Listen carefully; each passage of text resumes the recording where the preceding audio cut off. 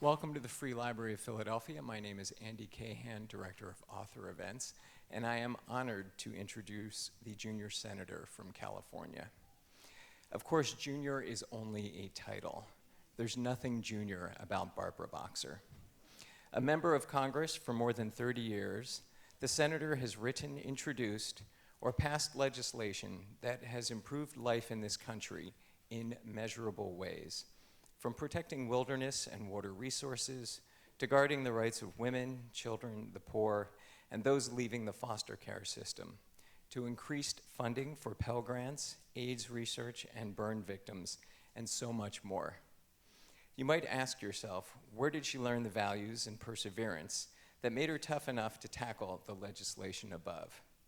Exactly where you'd expect. Her mother, her father, Ebbets Field, and school.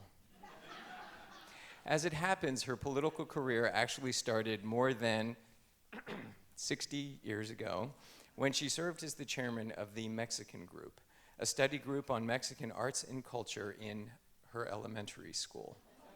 The story begins there, but there's a lot that has happened since, as she recounts in her new book, The Art of Tough, Fearlessly Facing Politics and Life.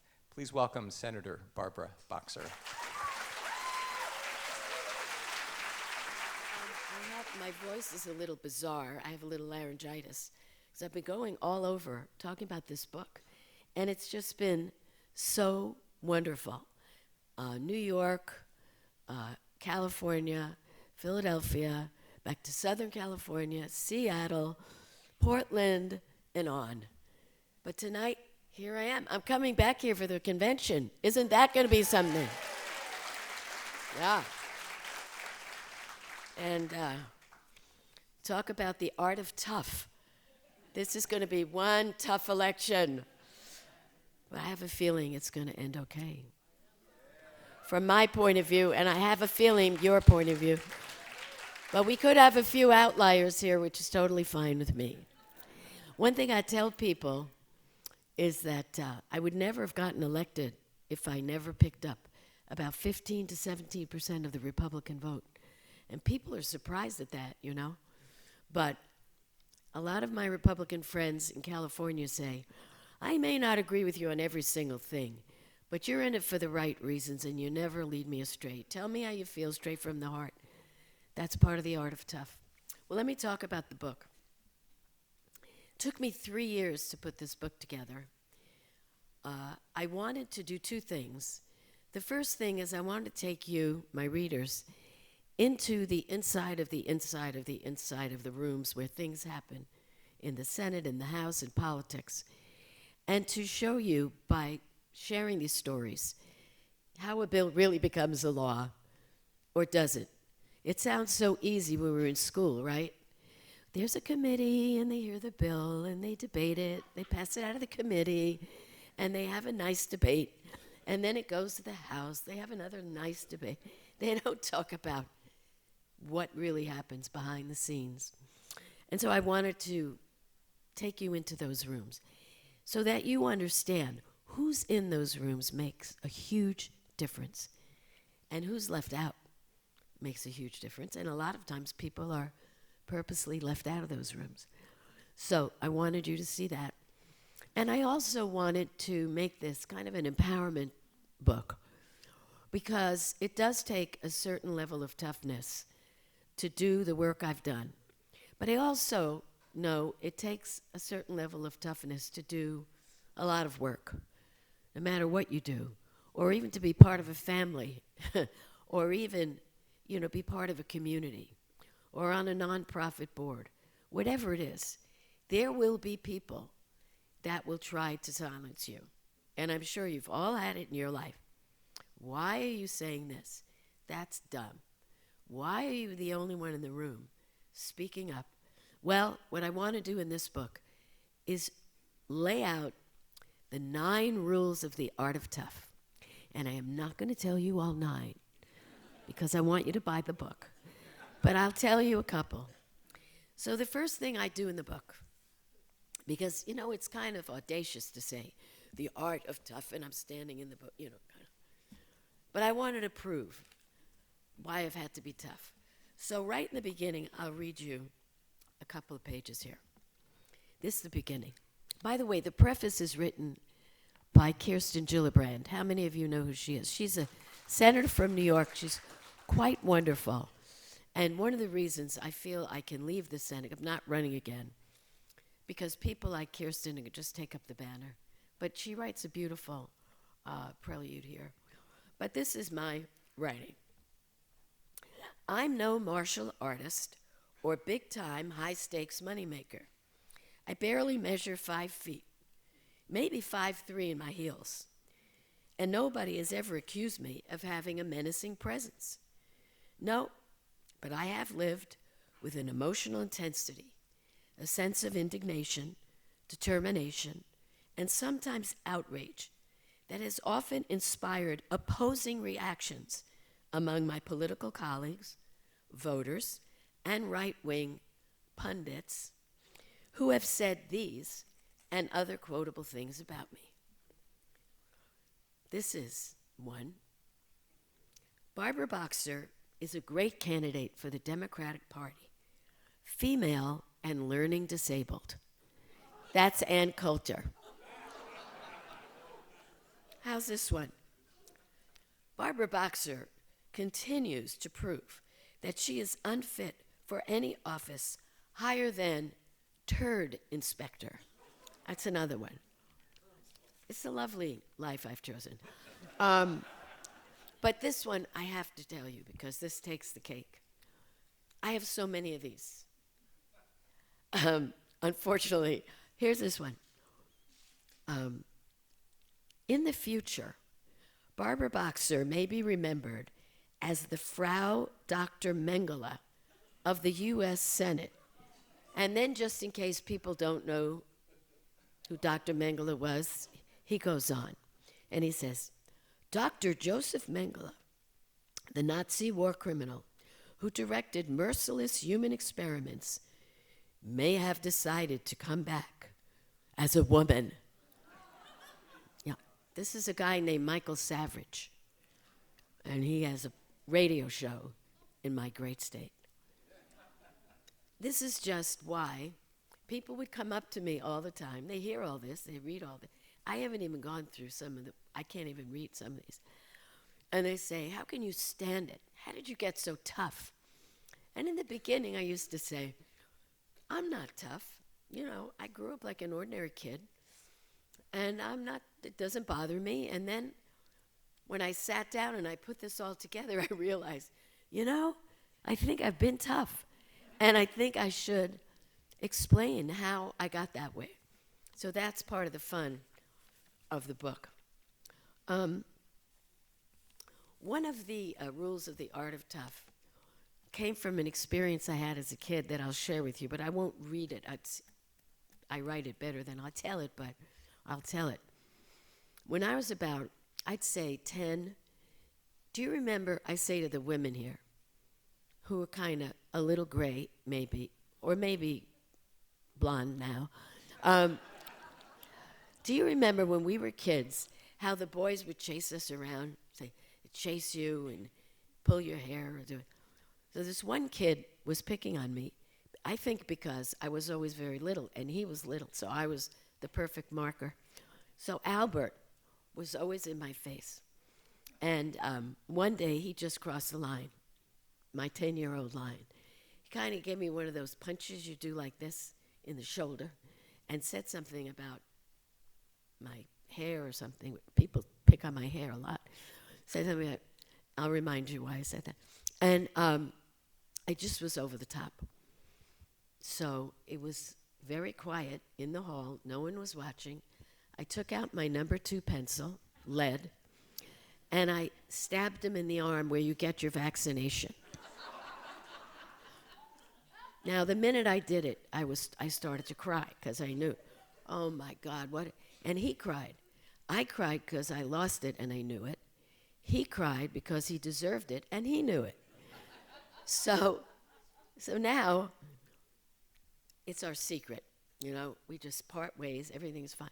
So the next day, I started to suffer the anguish of acting out of anger. he's not in school. Okay, no, okay. Second day, not in school. Now, in my neighborhood, we only had Irish, Italian, and Jews. I never met a WASP until I met Pete Stark, my colleague from Northern California. And when I went up to him, I said, "Thank God, Pete, I finally met a WASP." He said to me, "I'm a Unitarian." So I guess I still haven't met a real one. So now I'm walking down this lot on the way home. I lived in the inner city of Brooklyn. This lot, and he lived in a little house. And the third day, he's been absent. There's a black crepe cloth over the house. Now I definitely knew I killed him. I'm freaking out. And of course, now I must go tell my mother. And she looks at me, she says, "What's wrong?" Barbara Sue, which is what she said when she knew something was going on. "What's wrong, Barbara Sue?" I tell her, "Oh my God, how could you even do this? This is outrageous. You don't do this. And Daddy and I taught you. You don't use violence. You don't. Why didn't you tell me? I would have complained. I would have gone to the principal." She's, giving me the whole, I am out of my mind. She says, "But I don't think you killed him." She said, "I'm going to call the principal." So she calls the principal. Principal says, "Mrs. Levy," that was my maiden name. She says, "Albert's fine, but his grandpa died." Oh. I felt bad that I felt so good that it wasn't him. It was terrible. It was his grandfather. But when he came back, I hugged him. And I learned a lesson from that experience, the anguish of acting out of anger and doing something you truly regret. It could be you say something, look, we've all done it, and you have to take a step back. Because one of these people who say these things to me, I can't take out a lead pencil and stab him in the arm. I got to figure out how to use my brain. Well, my mother, in closing off this rule of the art of tough, don't act out of anger, she said to me, "Honey, I want to tell you something." She said, "You can learn," and I'm going to use an off-color word here, so excuse me, not senatorial. She said, "Honey, you can learn how to tell someone to go to hell, but if you say it in the right way and in a nice way, they will say thank you." And I think that's been doing all my life on the Senate floor. The gentleman doesn't understand that if he does this policy, it may wind up ruining the world, but very kind. I understand where he's coming from.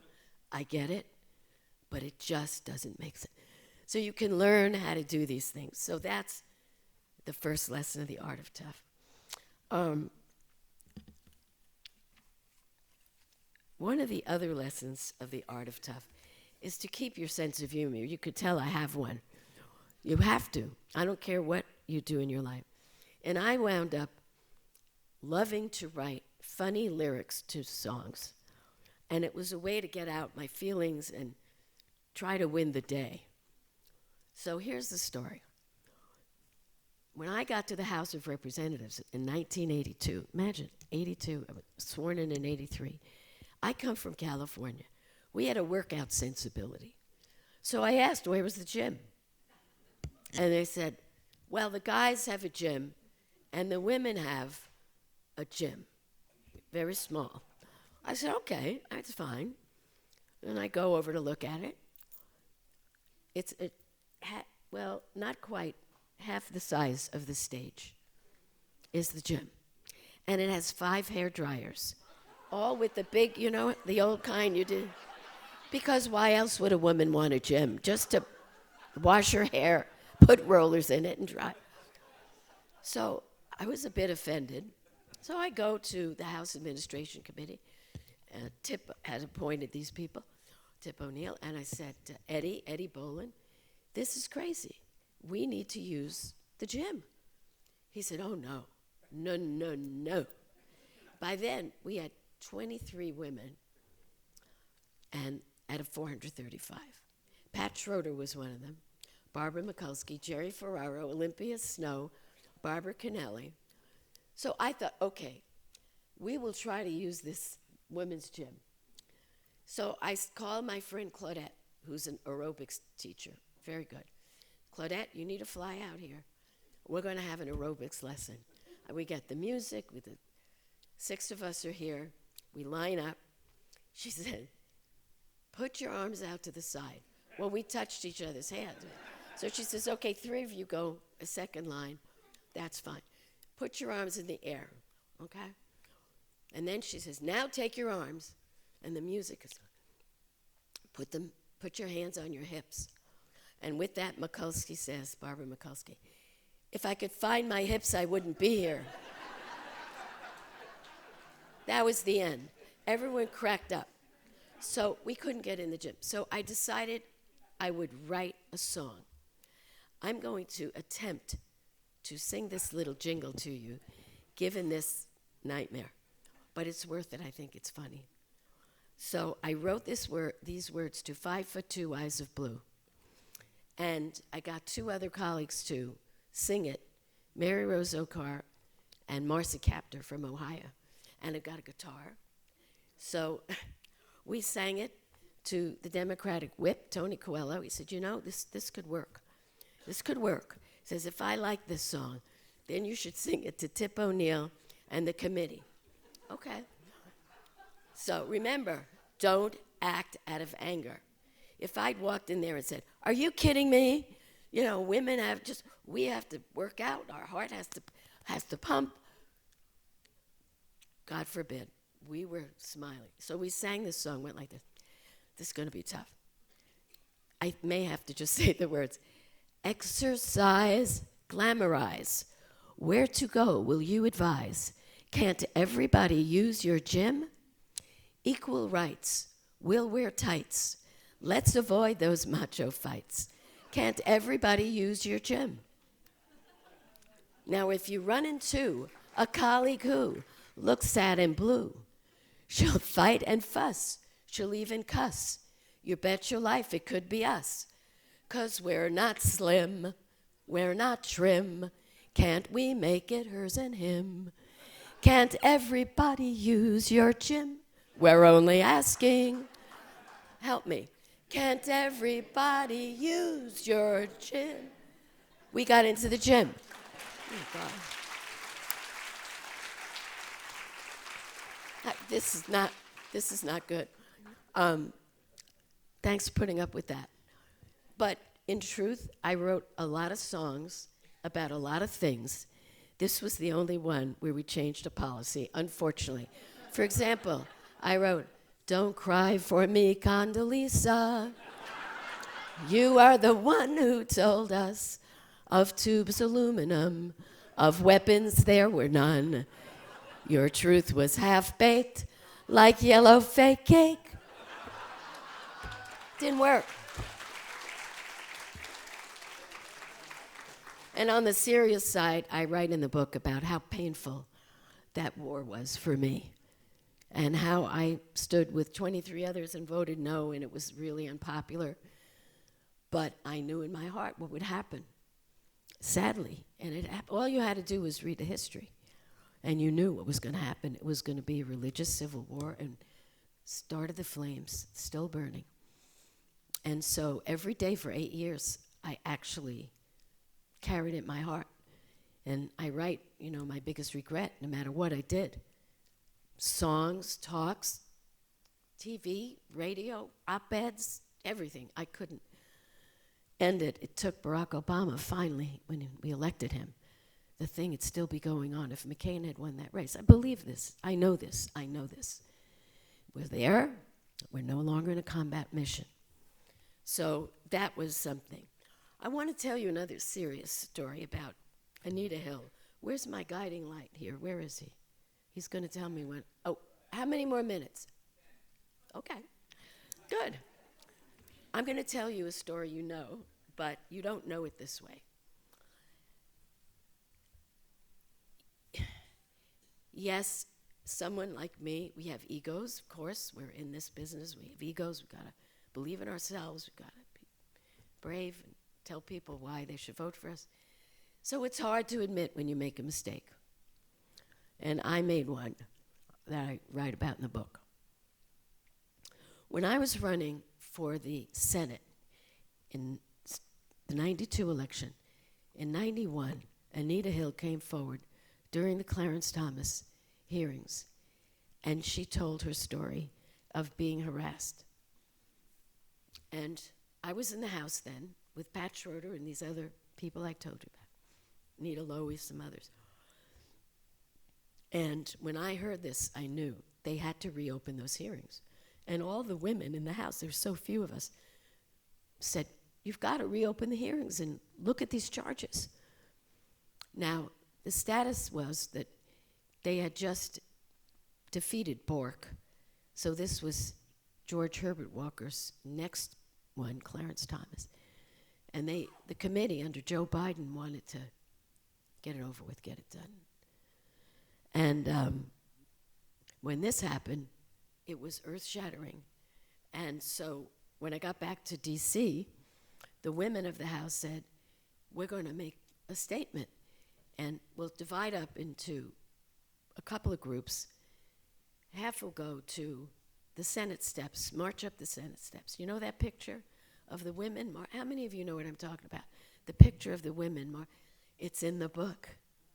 I had to pay a lot of money for it, for the rights. So you should see that picture. But that picture tells the story. You know how a picture's worth 1,000 words? You can look at us. You could look at us. You could see the anger, the determination, the focus, the energy. And half of us went up the steps, the other half made speeches on the House floor, calling on the Senate to reopen the hearings. So I'm in the group that's running up the stairs. This was all Schroeder's idea, Pat Schroeder. But I'm the athlete in the group because I come from California. So I'm first up the steps, boom. And everybody said, Barbara Boxer's leading the women up the steps. I felt bad because the rest were going, ha, ha. But California. So we get to the top of the steps. The senators are meeting inside. And we knock on the door. Woman opens up. Imagine this. All the Democratic senators are eating lunch. We're outside the door. These women members. And we say, we need to come in and speak to the senators and tell them they have to open up the hearings and listen to Anita Hill's testimony. The woman says, you can't come in. Well, why can't we? She says, we don't let strangers in the Senate. I said, what are you talking about? You know, we're serving in the House. We're not strangers. We've got 110 years of experience between us. She says, oh, don't take offense. It's not, it's a term of art. Anyone who's not a senator is a stranger. First of all, that was such baloney, because I'm a senator. We never say that. So that's what came to her mind. So we look at each other, and the art of tough kicked in. And I said to her, come here a minute. So she comes out. I said, look down the steps. Said, what do you see? She says, I see about 50 cameras down there, for 35, 40, 50 cameras. I said, yeah, they saw us go up. They know why we came up. If we turn around and go down there without having met the senators, we're going to tell them that you did not want to hear from us. She says, come right in. But we didn't come in. We went to a side door where George Mitchell, who was the leader, met with us. He said, okay, we'll open up the hearings. I was so ecstatic. This is where my mistake came in. After that happened, we all, including me, we took our eye off the ball because we were so positive that because Anita Hill was so articulate, so professional, so wonderful, that would be the end when she told her story. So, this is what I write in the book. I blame myself for not focusing more on what was happening behind the scenes after we marched up the steps of the Senate. I might have learned in real time what I learned later, that the committee had refused to allow the testimony of two women Angela Wright and Rose Jourdain, both of whom were prepared to say that Thomas had made unsolicited sexual advances. Wright, who'd worked for Thomas in the EEOC until he fired her, said he pressured her for dates, asked about the size of her breasts, made similar comments about other women. Jourdain also said Thomas was always commenting on her body. Then in May of '93, an article in the New Yorker by Jane Mayer and Jill Abramson stated that Joe Biden had abdicated control of the Thomas confirmation hearings and didn't call four women, who had traveled to Washington to corroborate Anita Hill's claims. They also would have said that Thomas lied under oath, since they had seen video rental records showing his interest in the use of pornography to a far greater extent than the public had been led to believe. They wrote a book. It was called The Selling of Clarence Thomas, which was a finalist for the National Book Award. Looking back, I failed to do the follow-through. I failed big time. Not that it would have been easy. We women of the house were seen as the enemy. We really were. Enemies of the status quo, of the way things were, of the gentlemanly way things were. I believe that even my buddy Joe Biden had to succumb to the vast majority of his committee members on both sides. It's a long, sad story. And there's even more. In 2010, Clarence Thomas's wife, Virginia, left a voicemail message on Anita Hill's office phone at Brandeis over a weekend, demanding that the professor say she was sorry. Quote, "I would love you to consider an apology sometime and some full explanation of why you did what you did," the voicemail said, according to NBC News. And she went on and said, "So give it some thought and certainly pray about this and come to understand why you did what you did." That was Clarence Thomas's wife. And then I write, incredible, isn't it?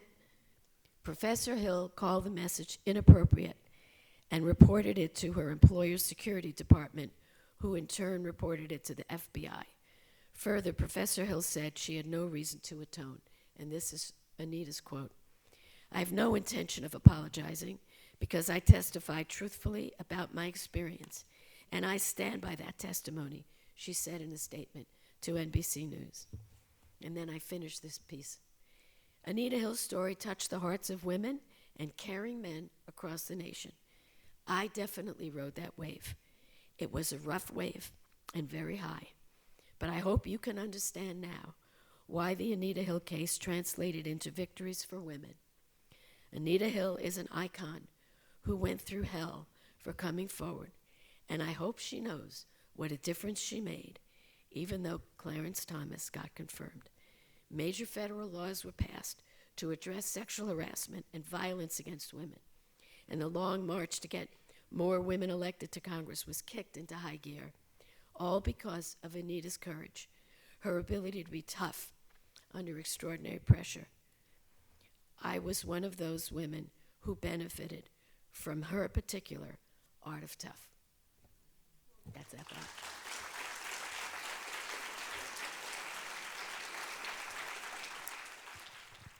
Do you think we're going to see the first woman president? And if not, what are the rest of us going to do? I'm going to go way out on a limb. We are going to celebrate the 100th year of women getting the right to vote in 2020. There will be a woman in the White House, because we're going to elect her in 2016. Senator, thank you for your service. Thank you for the things that our introduction talked about. As you talk about tough, and the campaign coming up is likely to be tough as an understatement. If Secretary Clinton were standing here and you were going to give her some advice on how to handle tough, what would you advise her? How do you think this campaign can be turned around from name-calling and all these innuendos to a discussion perhaps of what the country really needs. Right. Is that still possible? Of course, let me say this. I don't think we have to teach Hillary how to be tough. Honest to God, this woman has gone through so much. Everyone's tried to tear her down from the beginning of time. And as she says, I'm still standing. She knows how to be tough. So I'm the last one. But I will say this. You know how people say, but they say to me, you're so authentic and Hillary's not authentic. No, it's not true. I'm authentic. I'm from Brooklyn. This is my life. So is Bernie. I can't see Hillary saying, it's going to be huge. It's not her. Her authenticity is Midwest authenticity. Her authenticity is being a policy wonk and working for us. She's a workhorse, not a show horse. She's not good at giant rallies. She's good just talking to a small group because she's interested in getting things done. When Hillary came into the Senate, remember, she was First Lady. Then she ran for the Senate from New York. Now, you're very close to New York. You go through that gauntlet, talk about needing to be tough. Their whole goal is to destroy you, the press. It just equal opportunity destroyers. They don't care who you are. She knows how to deal with it. She will take the high road. She's going to not be afraid to say the things, to talk about who Donald Trump, I said his name, he's insulted 2/3 of the country. And, frankly, if everyone he's insulted votes for her, she'll win in a landslide. Hispanics, Muslims, right? Disabled people, veterans, Hispanics, women, big time. That's more than half the country right there.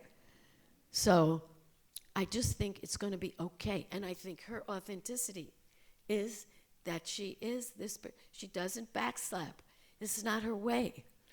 And I think we have to start saying, she's authentically a caring human being who wants us to work for us. She'd rather be with the light on at night in the Oval, figuring it out and getting it done and calling legislators in. So I think we should take that quote unquote negative that people say. She's not authentic. She is authentic. Hillary is Hillary, and she's not going to become a cheerleader with pom-poms or, she's not going to be Barbara Boxer or, she didn't grow up in Brooklyn like I did. She's waspy. Finally, I met one I adore. Listening to you. What are your plans for the future now? Okay. See this book that you're going to buy, maybe, I hope, and we could take a picture together? I'm going to go all over the country talking about my book. And I think when I leave, I'm going to do some spin-offs from my book. I don't know yet, because I can't really pursue these things while I'm still in the Senate. But Chris Matthews? I love Chris.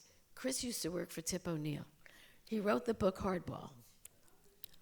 He has a show called Hardball. And I think there's a lot in this. I could talk about other people who've had to be tough, and I could interview them. I could do a lot of things. I'm going to keep my PAC because I know how critical it is to raise money. I hate it. I can't stand doing it for myself. I am the only candidate that when I was dialing for dollars, I had to raise $40 million for my last race. And I had my fundraisers. They were 3 of them. It was like a phone bank. You'd go off the hill. They'd dial. And I'd say, I pray it goes to the voicemail. So I didn't have to really say so. So then I'd say, hi, I hope you're fine. We're fine. Can you come to my next event? Call my fundraising person at this number. Because I was so humiliated asking for money for myself. But I don't mind doing it. So while we're trying to get the big money out of politics, I'm not going to just walk away from my colleagues. We need to take back the Senate. We need to take back the House. It's just a mess.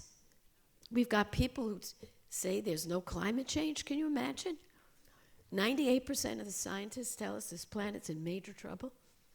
And my colleagues at the Republican side say, I don't know, I'm not a scientist. Well, clearly you're not. And that's why you should listen to the 98% of them. And then I go on and I say, if you went to a doctor and he said you had this giant tumor and it looked really bad and had to come out, are you going to say, I don't know, I'm not a doctor? No, maybe I'll go into stand-up comedy. You know, you would say, I want a second opinion, a third, a fourth, a fifth. Probably you might go to 10 doctors. If I would say, if 98% of the doctors said, take it out, you take it out.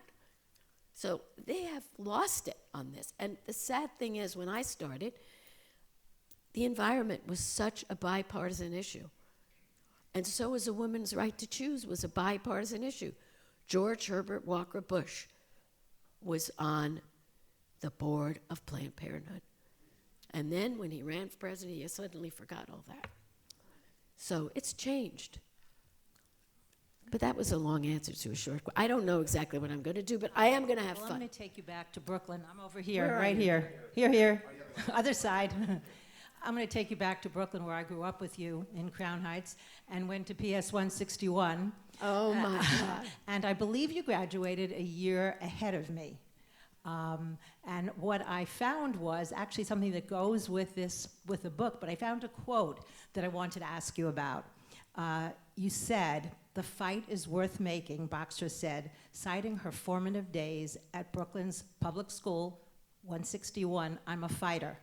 My God, And that when did was- I say that? I don't know, but I found it. I found it online. And so I wanted to ask you what you thought about 161 that, that made you learn to fight. Maybe, Well, I maybe gave me you the too, story. fight for what you believe in. Well, I gave you the story of Albert. And- I also gave you the story of Jackie Robinson, I lived 6 blocks from Ebbets Field, and my father used to take me to the baseball games, and he taught me about civil rights. Because he said, honey, when Jackie Robinson gets up to the plate, some people are going to boo, and they're going to say horrible things. Why? I said, he is my favorite player, the way he stands with his pigeon toes, ready to steal. He said, because of the color of his skin. I said, well, that's ridiculous. And I learned about racism through my introduction, through Jackie Robinson. And then when my mother, it's all in the book. But they're great stories. I went to Miami in 1950 because my mother was sick. And in those years, if you were sick, you lay in the sun. Today, you need layers of stuff. She lay in the sun. She got better. She says, let's go on the bus. Let's go to the movies. Okay. So we get in the bus. I read this at the Jewish Community Center in Washington, D.C., and I cried when I read it, so I'm better off just telling it. And we get in the bus. My mother never graduated from high school because her family needed her to go to work. Her father was very ill, and so she didn't have a high school degree. But she was the smartest person. And my dad, she supported him. He went to school at night, law school at night. So there I am with her. And we're going on the bus, and I'm sitting in the bus, and an African-American woman comes on the bus. It's very crowded. She's older. She must have been like 50. So I jump up to offer her my seat. She says, no, thank you. And I said, my mother, I said, please, because I was taught.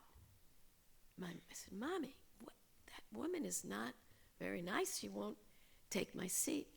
And my mother whispers, she says, this is segregation. And she has to go and sit in the back of the bus. And, I'm 10. And I said, what? That's ridiculous. And I'm upset. And there's my mother away from my dad. And she gets the moment. So she says, come on, let's go to the back. So we go to the back. And there's no seats, and we're standing by the pole. And I'm very bemused. I don't get it, and I'm looking around, and the woman is not making eye contact with me, and my mother knows I'm really, really confused. And she rubs my back of my neck. And she says, I know this is wrong, but this is how it is in the South. And then the woman gets off the bus, and we just nod. She didn't say anything. And later, when I sat down to write this book, one of the rules of the art of tough is you fight against racism and prejudice whenever you see it. And I tell the story. And I write, my mother never lived to see me meet Rosa Parks, who got rid of all the bus craziness. My mother lived to see me when I carried the Congressional Medal of Honor for Jackie Robinson. She never got into my Senate office where I have a big photograph of Jackie running the bases.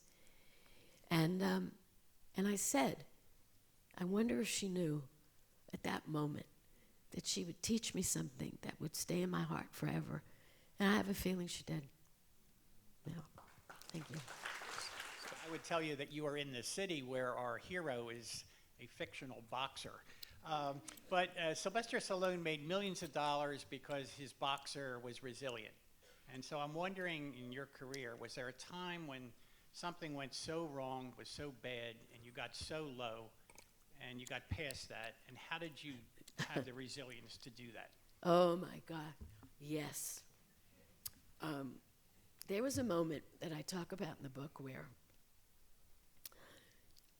oh God, how to make it so fast? While I was in the House, they had the House Bank scandal. And I will tell you what the House Bank scandal was. They had a house bank. It really wasn't a bank, it was like a payroll office. So I signed up as soon as I got my check, and we all got in trouble for this. They would put the check right in. So if you got paid on the 1st, I never looked at anything. I assumed I get credited on the 1st, so I write all my bills, whatever they were. So it turned out you didn't get credit till the 5th. So between the 1st and the 5th, you got automatic overdraft protection. They never told you. You never paid for it. It was a scandal. And they had me. I was running for the Senate. They had me bouncing all over the screen. Barbara Bouncer, boing, boing, with a dunce cap on. I'm telling you, it was awful. And the press was following me around. How many checks did you bounce? Show me your checks. I said, I'm not showing you my checks. You're not going to see how much I spend at the cleaners or at Macy's. Get lost. That made the press really mad. So I decided, enough. I'm dropping out. And this was about March, before the June primary. The art of tough left me.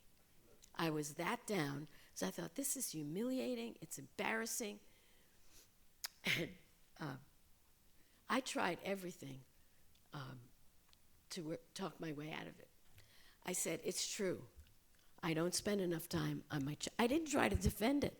I just said, I have good things and bad things about me. You could in those days we didn't have computer. Take a line and draw it down the center of a yellow pad and write good things about Barbara Boxer and bad things about. And on the good thing, she got the first after-school program. She, put acres and wilderness, write all the things I've ever done. And on the other side, say, she's terrible with her checkbook. And her closets are messy, too. So I tried that. Wasn't good. So things were really awful. So when I tell you this, you will not believe it. So you have to trust me that I couldn't make this up. It's too sweet. And I never go there to soupy sweet. So I called my husband, who, by the way, I never expected, first of all, to win the primary anyway, but things were going well at that point, except this thing. So I tell my husband, you'll be happy to know I'm dropping out. He said, you are? I said, yeah, why? I can't stand it anymore. It's humiliating. I don't need this in my life. Just the things you said. I can do other things. I'm bouncing all over the screen. I don't want the kids to see that. I got to have something else I could do. And he said, all right, it's fine. when are you coming home? He says, don't do anything.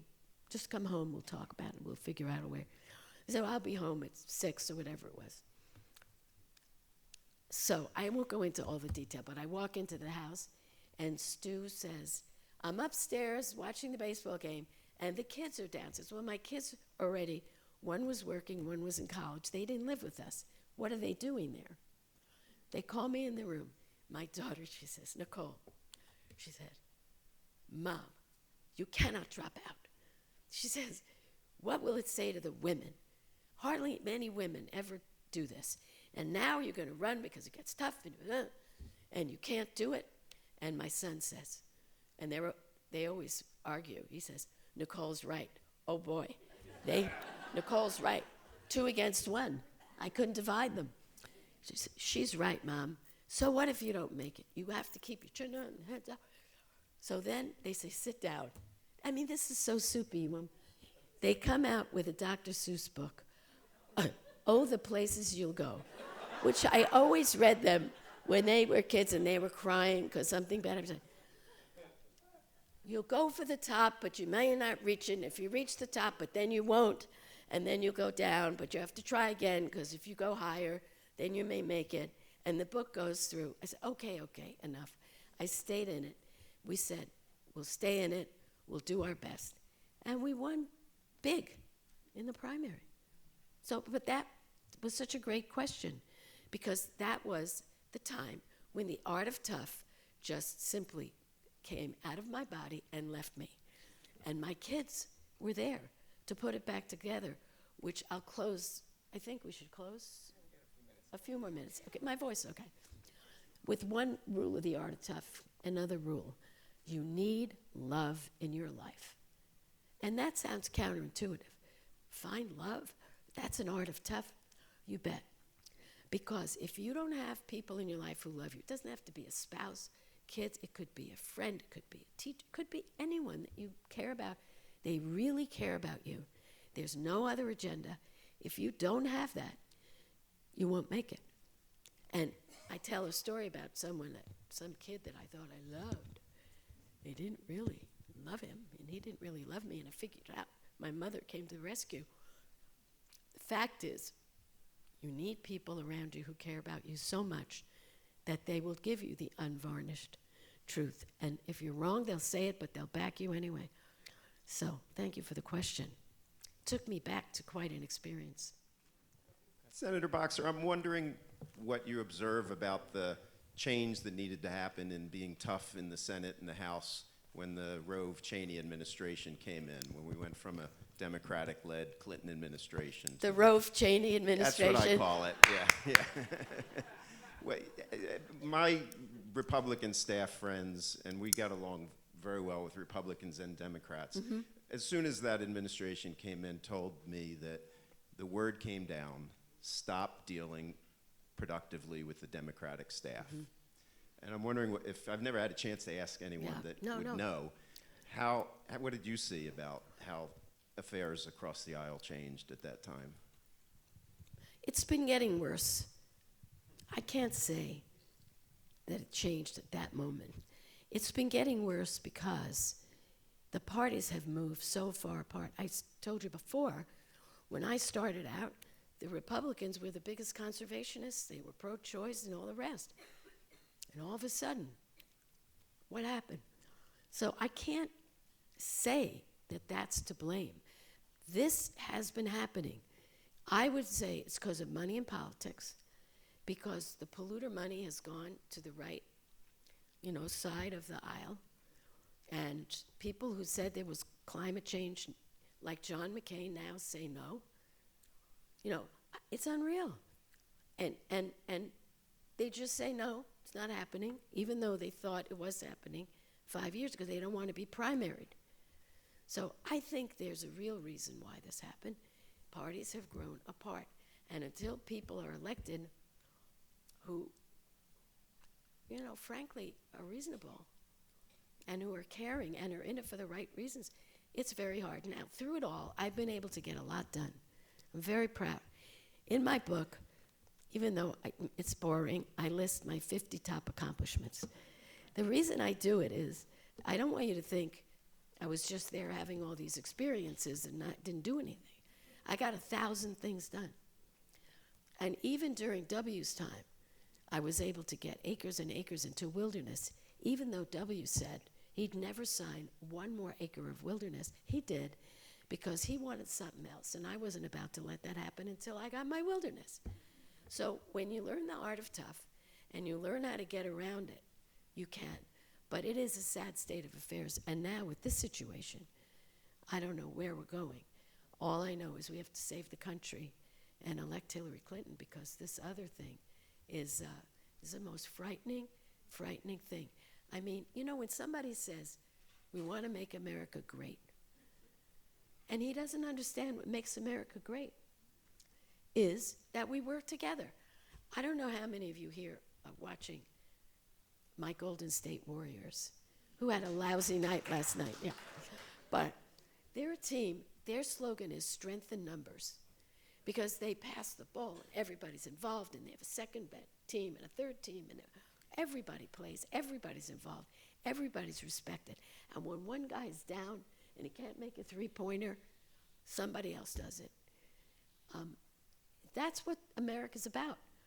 And the fact that we would have somebody try to divide us, you know, I don't want insulter in chief. I don't want divider in chief. This is the United States of America. So the parties have grown apart, and now we're even further splintered. Hello. I'm here with my coworkers, and so I'm going to ask this question on behalf of all of them. We work for a women's organization where we primarily work with female college students, and we are, I think, pretty young ourselves, starting out in the workplace and trying to master the art of tough and on that journey. Do you have any advice for us as we are trying to also empower young women in their 18 and 19-year-old to master the art of tough while we're still trying to figure it out ourselves? The art of tough. You got it. 9 rules. And I will tell you right now, you'll get a kick out of those rules. Again, some of them are counterintuitive. Another one, forgive. I'll tell you a story, and we'll end on this one, and then I'll meet you, and we'll take pictures and do the rest. Forgive. It's really hard sometimes to forgive. For example, I had a horrible run-in with Mitch McConnell 20 years ago. It is outlined in this book in all its gory detail. Honestly, Mitch McConnell and I did not talk for 20 years. Because as I write in The Art of Tough, if somebody has broken your heart and really broken your heart and really done the wrong thing, you got to put them in a special place. Yeah, you say, hi, how are you? Bye. But they don't get let in. They don't get let in. So last year, it became evident that if Mitch McConnell and I didn't get together, we would lose the entire Highway Trust Fund, which funds all the bridge repairs, all the street repairs, all the transit systems, and so on. And so, guess what? After 20 years of never working on anything, we worked together, and we got it done. It was hilarious in a way, because we had such opinions of each other, and when we actually got down to do this work, he comes from a different type of tough than my tough. But it was tough versus tough, and we got it done. And we were so shocked that we actually got it done. There was enough in it for him and enough in it for me, as a good bill, that we went out to dinner. Oh my God. I don't know whose reputation was ruined, his or mine. Because everyone was looking, why are they having dinner? I gave him a tie that had bridges all over it. And he gave me a Kentucky Slugger baseball bat.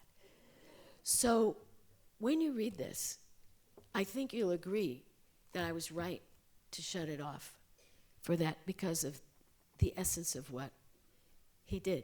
Now, interestingly, he wrote a book that just came out. It's called The Long Game, and he writes about the same incident which has to do with Robert Packwood. Anyone remember that? And he has a very different memory. But as you can tell, everything I write in this book, I back up with contemporaneous articles. So when I told somebody the other day, buy both books and then decide who to believe on that paper. Anyway, can I just say, just thank you so much for coming out, that I was here about 12 years ago, and I wrote, I think it was my first novel, which was really fun. But you know what? This is way more fun, because this is real, and I want to leave you with this idea. I think people don't give themselves enough credit for their own lives and how interesting your life is. You kind of take it for granted, and I sort of took mine for granted till I sat down over this period. And I strongly recommend, you've got stories from PS 161. People, you have stories that go back. You don't want to lose the stories. You don't want to lose the stories for your kids, for your grandkids, for yourself. And I strongly recommend you considering it. I dedicated this book to my parents, to my husband and my children and my grandchildren, but also to a friend of mine who I lost to cancer, who was the most extraordinarily beautiful younger woman. I think she died at 60. And she knew I was writing the book, because I told you it was a 3-year project. And she said, you know, Barbara, I don't even think I could, and I write this in the book. She said, I don't even think I could write an article about my life. And I looked at her, and I said, Paula, I could write a movie about your life. You're beautiful. You went out, left home early. She was from a very ethnic family. You went out, you found your way. You became one of the first women in this particular company. You made yourself self-made. You fell in love at 50. I said, you fought cancer. That was the time when she had fought it back. And she looked at me and she said, you really think so? Yeah, I do. So I hope you'll read this book and think about your own lives and realize, don't lose the stories. Don't lose the memories. Don't lose the lessons. And I hope that you'll find, regardless of what stage of life you're in, that these rules and the way I learned them will have some meaning in your life. Thank you so very much. Thank you.